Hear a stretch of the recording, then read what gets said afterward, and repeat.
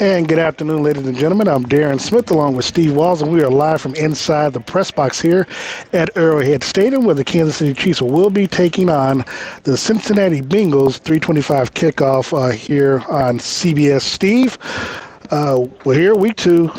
We're looking at some of these scores when we came on air, so that's a discussion for a little bit later. No. We can talk about that right now. I'm a little upset, folks. I'm a little upset. My fans ain't here. I'm just going to tell them right off front. So if I come off upset, I'm upset.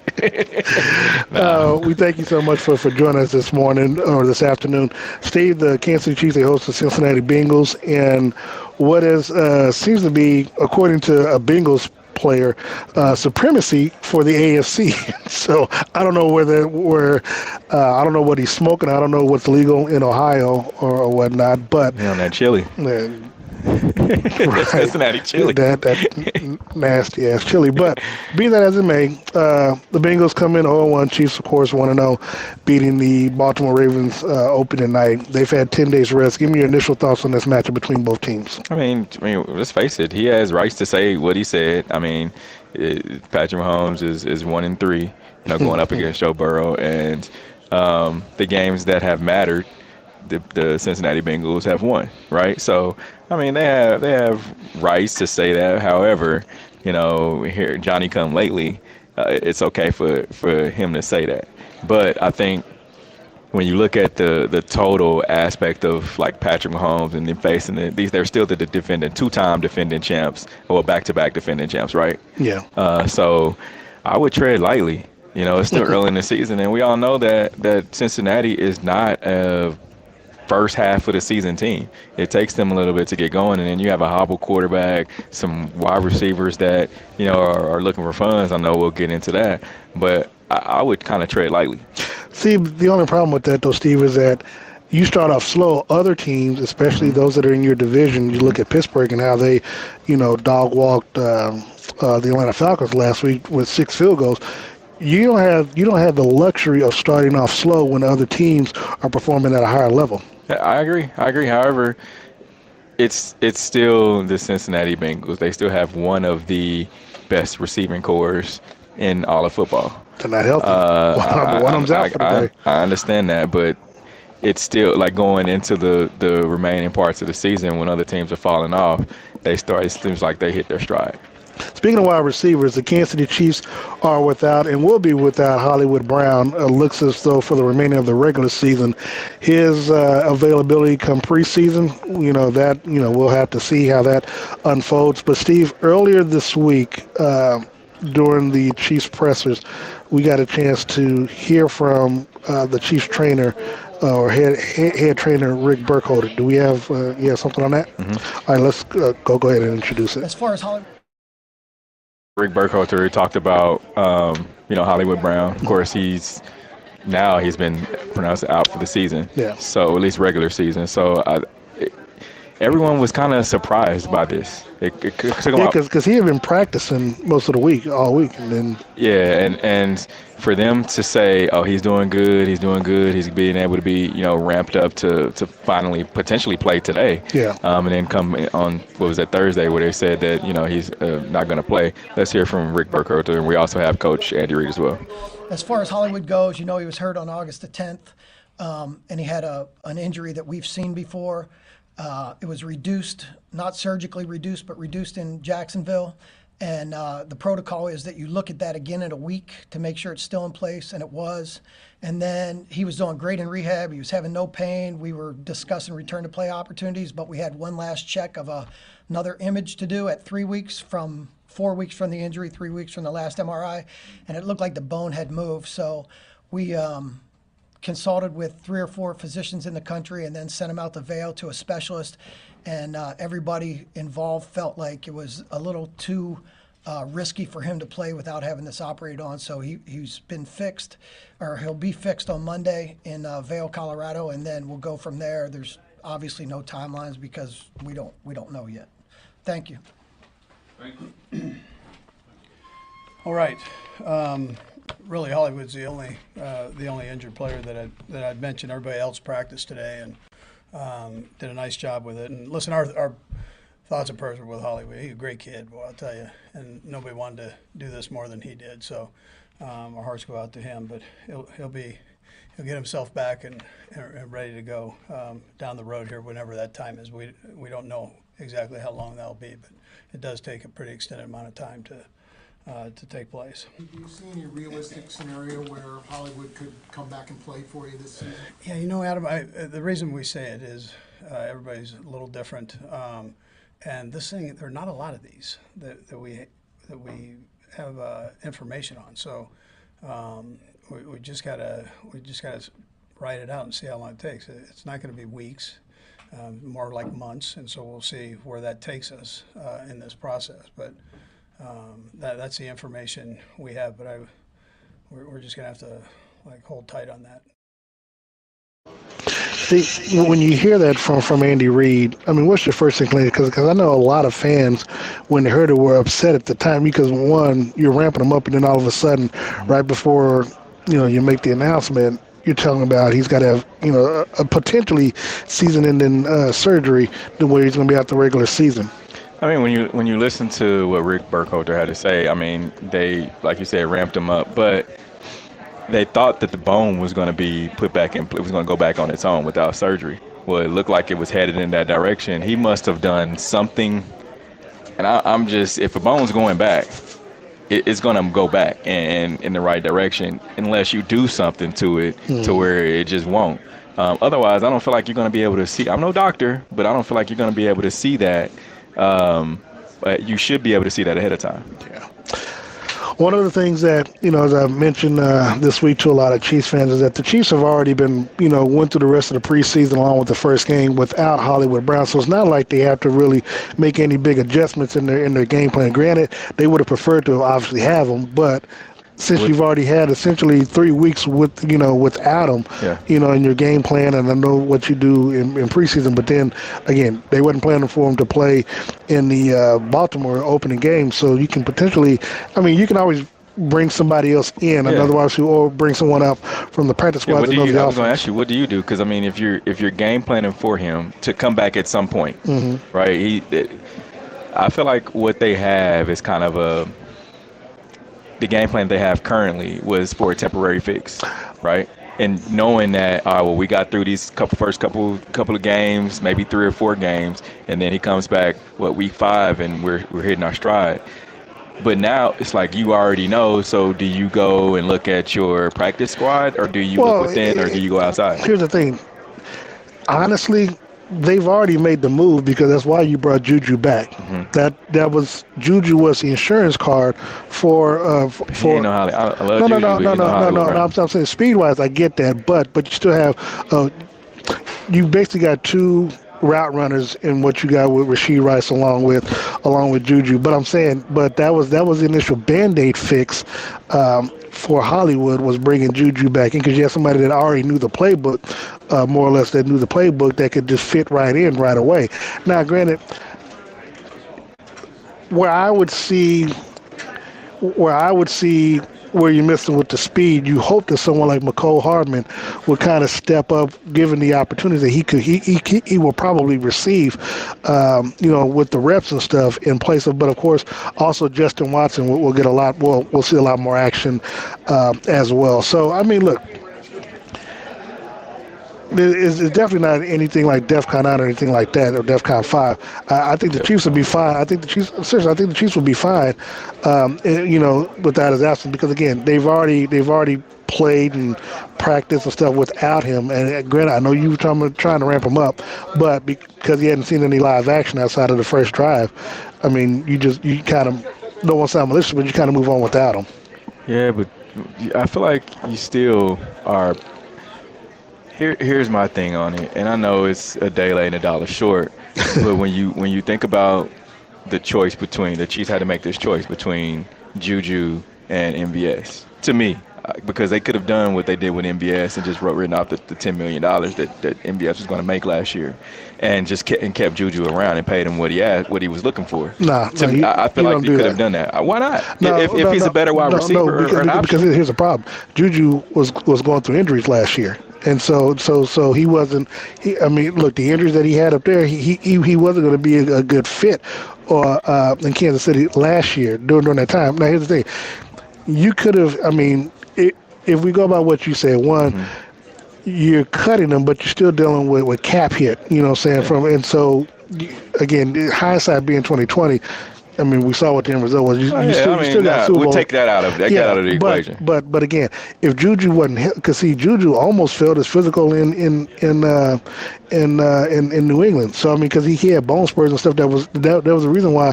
And also, the Chiefs signed him to a 1-year deal. It was always a 1-year deal for him to piggyback that to get him a contract somewhere else. That's exactly why they did what they did. You know what else that tells me is he is no Hollywood Brown. So he was a temporary fix. But again, temporary. But Hollywood to get you through. No, but Hollywood is also a 1-year fix. I understand that, but he wasn't supposed to be injured, and then once he got football, so and then when he got injured, it's like, oh, well, Juju's out there. Let's go get us through. Maybe he can help us get through a couple of games. Well, now it's like, well, can Juju help us get through all of these games, or do you? Me, myself, I'm going to see what else is out there. No, well, hold on. Nobody. First of all, hold on. First of all, Brett Veach is going to do his job. That's what he's supposed to do. I mean, if there's somebody, I mean, look, maybe if he's healthy, maybe Michael Thomas from the Saints. I mean, if he's healthy. Cheap, yeah. Yeah, so I mean. He still want money.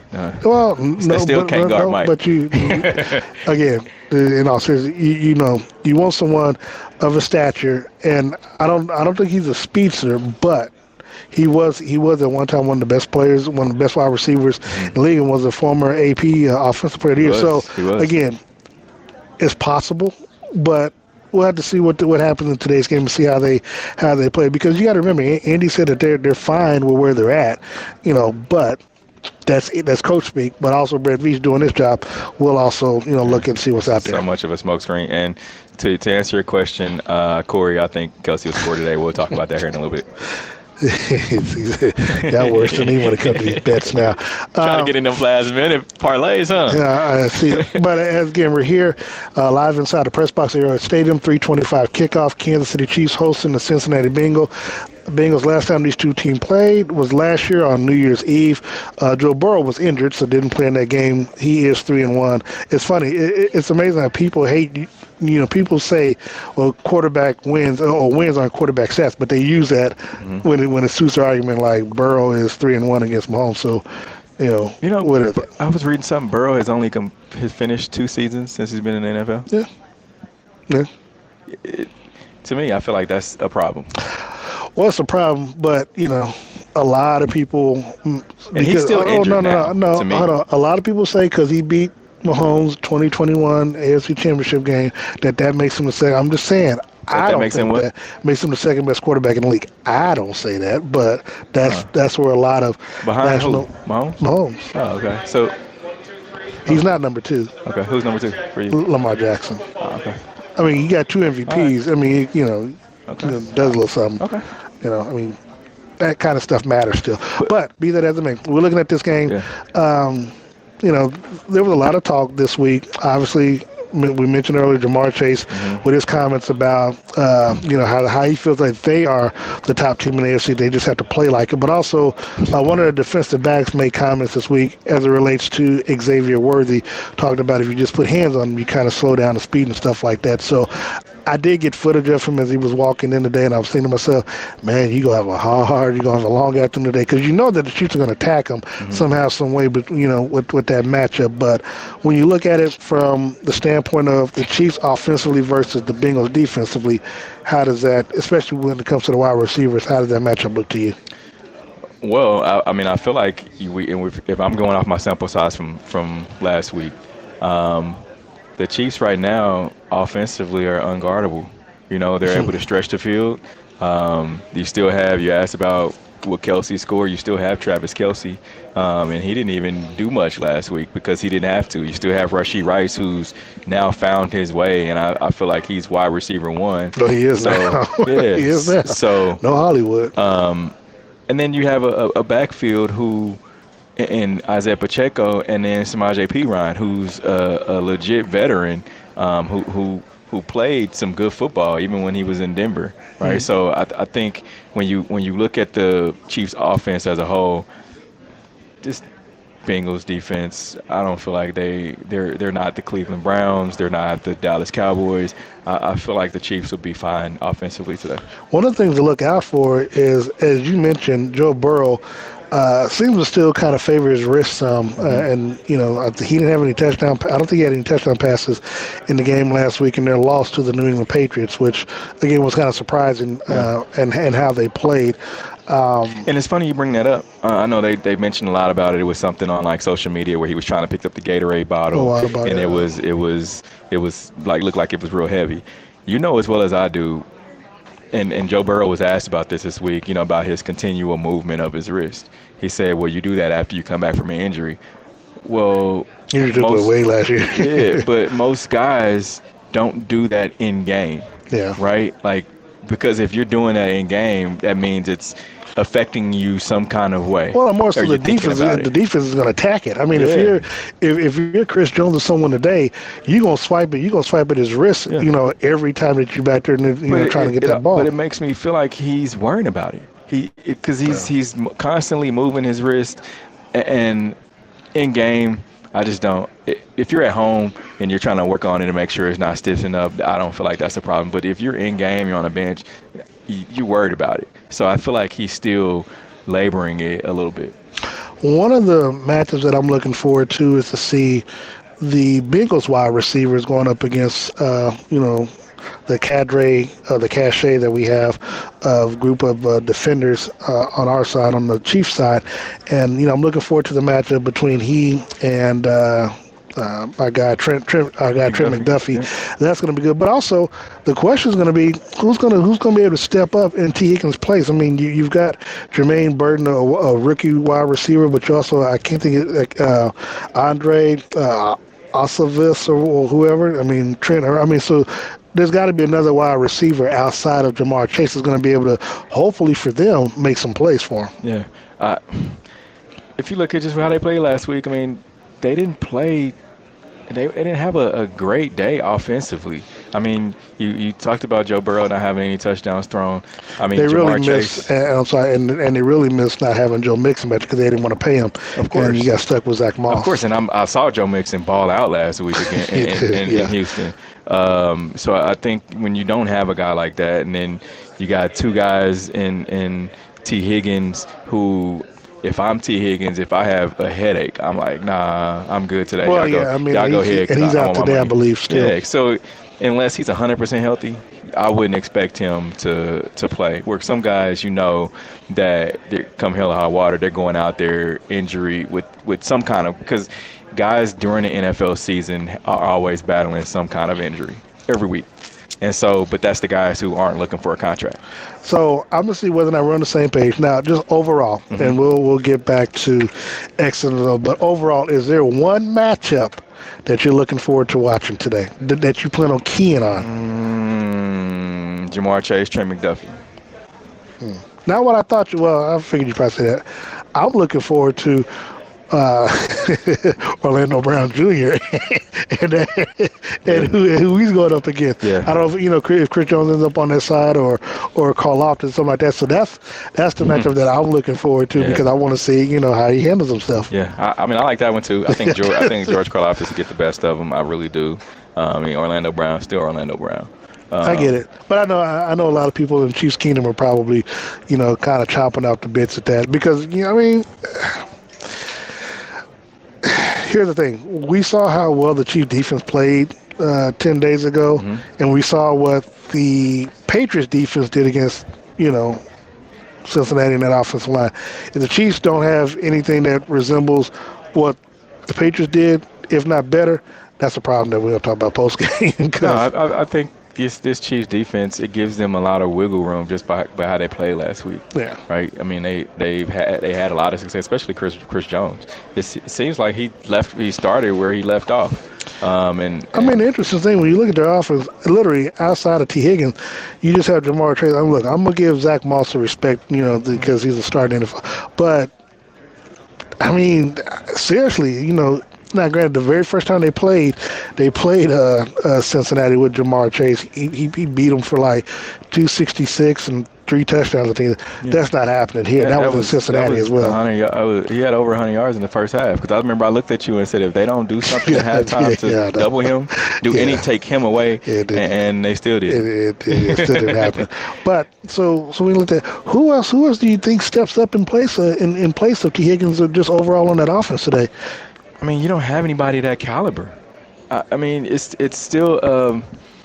I mean, I get it. Anybody can step up, and we hear it all the time. Any given Sunday, these guys are still getting paid millions of dollars to play a professional sport, NFL. So I mean, it could be anybody, but no one has stepped up. If they have, we haven't seen, at least last week, for what we've seen so far. And I know it's a small sample size with just one game, because you're going to get Cincinnati fans. You know, we probably have some watching that's like, oh, well, it's just one game, right? It's just one game in this season.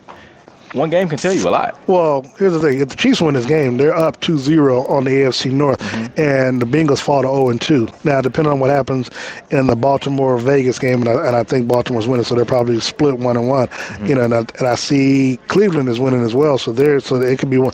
They can find themselves at the bottom of the of their division. And so, again, in a tough division race, and you have so many teams. I mean, the Chargers are going to be 2-0. Chiefs will probably be 3-0 both teams might be 3-0 when they meet up in a couple of weeks in LA. So, you know, the way I look at it, you don't have the abundance of time on your side to try to get things and turn things around.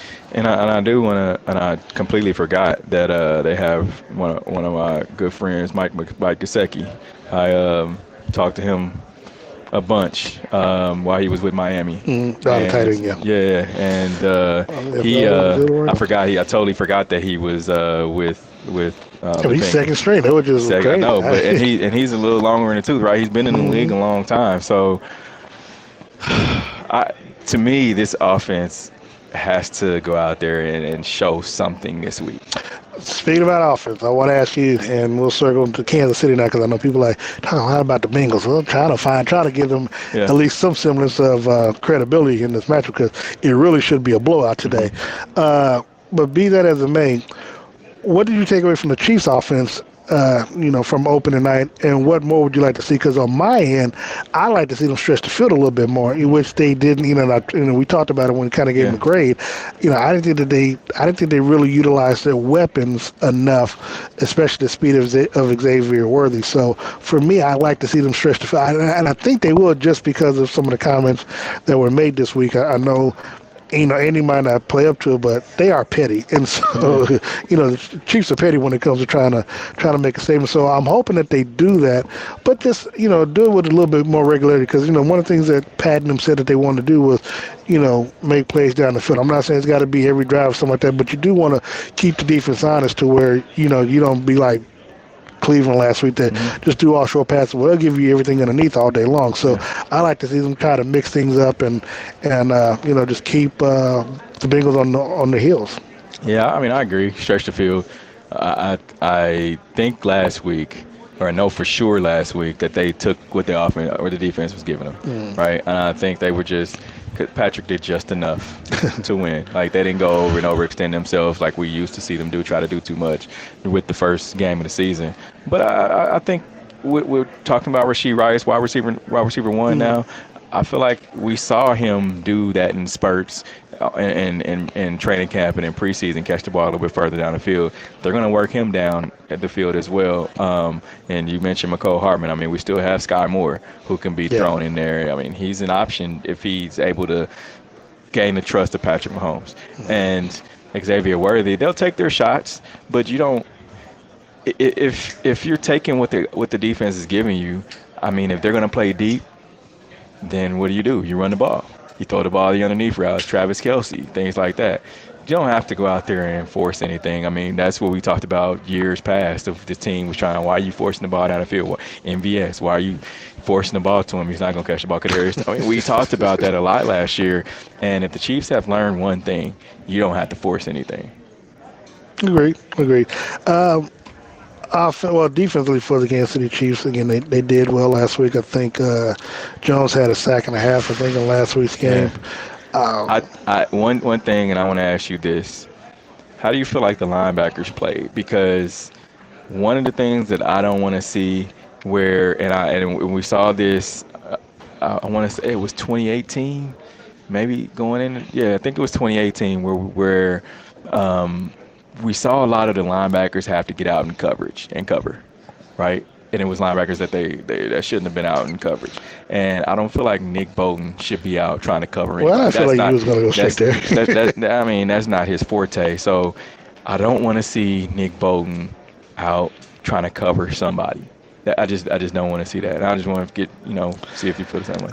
Well, obviously that's not a natural position for him. I mean, that's more of a Willie Gay type thing. But sometimes, if that's what you get caught up in, I mean, you really don't have much of a choice. I mean, that's.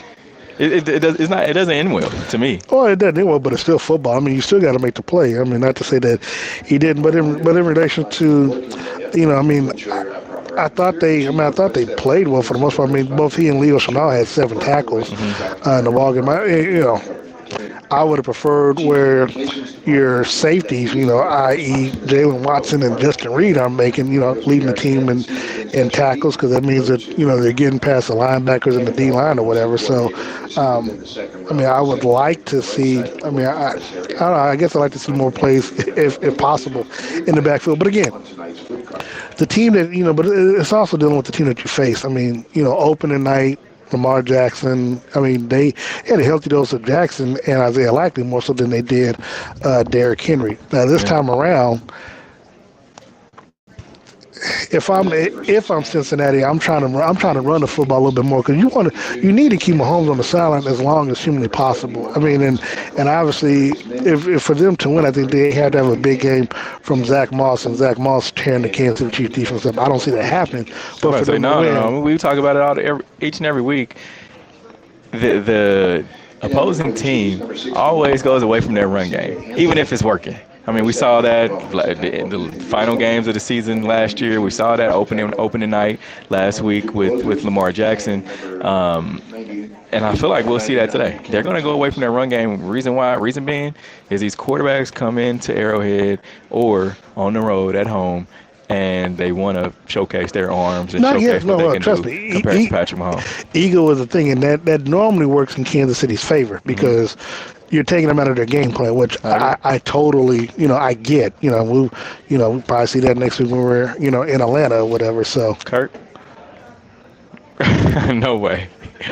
Well, I mean, Kirk has he has a pretty horrible record when it comes to. I don't think he's never won. No, he's won one primetime game, I guess. And that might have been against the 49ers last year. But be that as it may, we'll worry about that when it happens. Special teams. Did you see anything that you liked from our special teamers last week? I mean, I know you put an emphasis on the punter, but if I told you if we got to see the punter a lot or worry about the punter a lot, we ain't gonna be too happy. Or Chiefs fans aren't gonna be too happy. I don't think special teams was it. But what'd you see from kickoff? Did it go as expected? Because I know we talked about a lot during preseason, the fact of just kick it out. Don't even expect the return. Just kick it out. That's what I pretty much expected. Yeah. It was. Especially when you kind of see some of the teams in the NFL now that are getting some good returns or whatever. Man, just be safe. I mean, if you trust your defense enough, just kick it. Now, what you can do, which I saw a team, actually Jacksonville earlier today did not do, is you kick the ball into the zone, and if you allow it to roll out of bounds, and actually it might have been the Cowboys, but if you let the ball roll out of bounds, you start at the 20-yard line versus the 30. So I can see teams doing that where you kind of short kick it and let it go into the landing zone, and they have to return it unless it goes out of bounds. And so it just depends on Brad Clean over there, but. Be that as it may, I think if that happens, I think we'll see a lot of that from the Chiefs today. But it wouldn't surprise me. But again, if by what they saw on film that it doesn't scare them, I think the Chiefs just kick it out of bounds and they'll start to 35. Okay. Yeah. So Steve Walls, Darren Smith, we're about 25 minutes away from kickoff. Chiefs hosting the Bengals. Again, this will be the fifth matchup between Mahomes and the Cincinnati Bengals. And I think the sixth overall over the last 3-4 years or whatever that these teams have faced off. I think the Chiefs are now 3-2 against. They're 3-2. They won the last two matchups against the Bengals, so look to even the series up. I know the Bengals actually have a 2-game overall lead. 17-15 over the Kansas City Chiefs, and they're 1-1 in the playoffs against each other. Is there any way that the Bengals could come in here and win this game? Oh yeah, I mean, if Mahomes repeat his 2021 AFC Championship game performance, I mean anything is possible.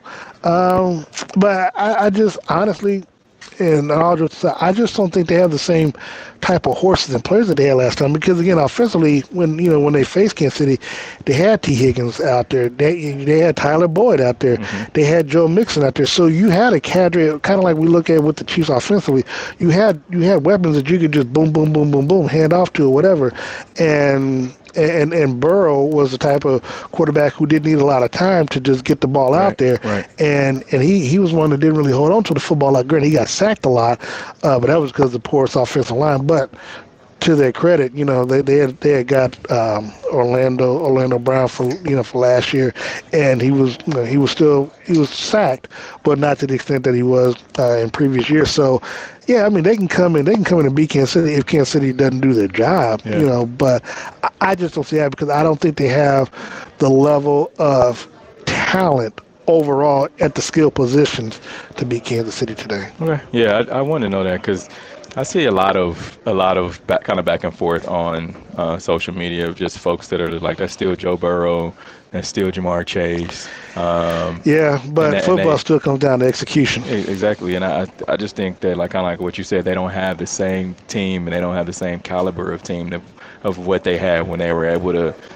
beat the Chiefs even to go to Super Bowl that year. And then the other thing is, they don't have the same defense either. Eli Apple, none of those guys. Well, and then also, I mean, people I hate to say it, but, reps matter in the preseason. Look, we get people hate it when I say all the time. I say, I think players should play in the preseason, and the fact that they're going to cut it down eventually to 2 preseason games, you cannot just think that training camp is going to be your end-all, be-all in getting the necessary reps and getting the live field because you can't hit the quarterback in training camp because, they have the red, they have the flag or the jersey on that, they say that you can't touch them. So to the Chiefs' credit, Mahomes and all the other players, they want to play in the preseason. They want to get that feel of, their first hit. So, like Mahomes says, he knows how to brace himself when the season starts. When to Burrow's credit, I know he played some in the preseason as well. But if you're not getting the amount of reps, especially if you bring in a new offense, you got a lot of new defensive players, and you're not getting those reps in there, it's going to show in the first game what you did for them. And to me, it's just me. Maybe I'm guilty of thinking too much of the fans, but to me, when you're not out there during the preseason and your play shows up in the first game of the year in live action, i.e. the Cleveland Browns against, like Dallas Cowboys, I think that's disrespectful to the fans. I agree. Especially when they're paying the kind of money that these tickets cost. Totally agree. We got a couple questions on the chat. It said, are you guys going to stop into the Arrowhead South tailgate next week? Depending on what time y'all start, because we do have a pregame show, and where's it at? If y'all got some barbecue, we'll be there. I'll stop by at least. We could do the show from there. Yeah, I'm not doing all that. No. I'm a man for the people. I don't know about this guy. we could do the show from there. I'm just saying. Let us know. Send us the info. We'll figure something out. We'll ponder over it. Was that another? You said you had questions. That was just one. So we're on the tiebreaker against just in case. So McDuffie would lock Chase down this game. I mean, I think he only had like 26 yards receiving or 16 yards receiving last week. Chase. Yeah. 66. Okay, I think he had 6 catches or something like that. Yeah. So, I mean that was against the New England Patriots. So, I mean, I'm expecting a lot from our defense. One, just pride. The one thing I give Chiefs credit. Justin Reed was smart to not really do a whole lot of media this week because sometimes they take his words and make something out of it. But the Chiefs really did a good job not trying to give them any bulletin board stuff. I mean, you don't really have to because you got the rings to show for it. But Yeah. I don't know. I mean, The talking that they did was Patrick Mahomes who, and then he shows you the two rings with holding the cell phone up. not last year. Yeah. Now, and So, I don't want to say to their credit, to their detriment, I saw the Cincinnati Bengals main account on X today talk about, we made it to Kansas. Does anybody know the location? Like, so you trying to be funny? You know the stadium's in Missouri. Yeah, they know. No, I know. So again, I can see the Chiefs put up a lot of points just to be petty, but I could also see, you know what? I can see the Chiefs post game, the Chiefs Twitter account, sending them off on their merry way. yeah. I mean, got to win, though. Yeah, Got to win the game. Well, here's the thing. With all the talking that was going on, I started a post on Twitter today, but I kind of caught myself. I didn't hit send. Okay. I took Herm Edwards because I was going to say, with all the talking that the Bengals are doing, I expect, the Chiefs to put up some big points. I said, but I didn't want to make it seem like Well, it's I out was, there now because you already done said it. Yeah, I said it, but I didn't press send because my Okay. thing is, it's not a record of that because I don't want them like, Darren, you and your bets are going to calm down. So. But so looking at this game, Steve, let's get into our predictions for today's game. Now, I know you got some bets on the line today. Who would you like to see get in the end zone? Who do you think is going to get into the end zone? Give me your thoughts on today's game. It's Kelsey's turn.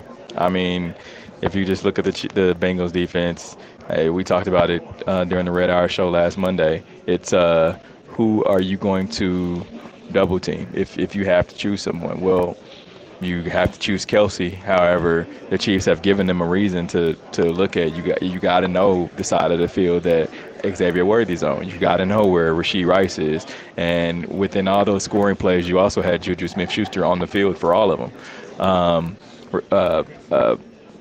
Isaiah Pacheco has, worked on his pass catching. He worked with a wide receiver coach in the offseason. So he's a threat coming out of the backfield, and Patrick Mahomes will throw to him. So you look at the Chiefs' offense, I feel like they're going to get a score from Isaiah Pacheco. They'll get something from Kelsey and also Rashee Rice.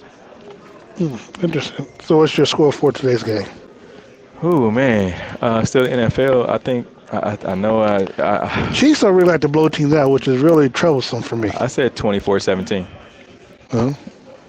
24-17 Chiefs. Oh, okay. Okay. I didn't think. Okay, right. well, mine is a little bit different from yours. Okay. I had the Chiefs winning 28-10. You know what I'm saying? I mean, I believe in the Chiefs. I don't know about this guy here, but okay, yeah. That's okay. We'll look at that next week. I'll look at the directions.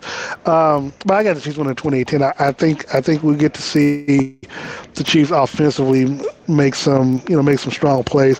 I think the defense does well. I think they keep Jamar Chase in check. I think Burrow's kept in check, and I think the only score comes from a Zach Moss, touchdown on the ground. I just don't see. It's hard for me to see how, again, without the skilled position players there outside of Jamar Chase, how they really put points on the board. And I don't think that they get. I don't think they get last week's loss to the Patriots psyche out of their head. I just because they felt like they probably should have won, but their play didn't dictate it. And you just can't talk yourself up against the Chiefs and just assume that you're going to have a better game. And so for me, I like the Chiefs big in this game. Score. I just said 28-10. 28-10.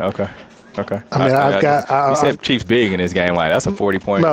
I said 28-10. Okay. Reason why? Because I gave the Bengals 18.5 points today. So so 28-10 is my liking. Plus, again, I just don't think they're going to get that many points on offense. So, Okay.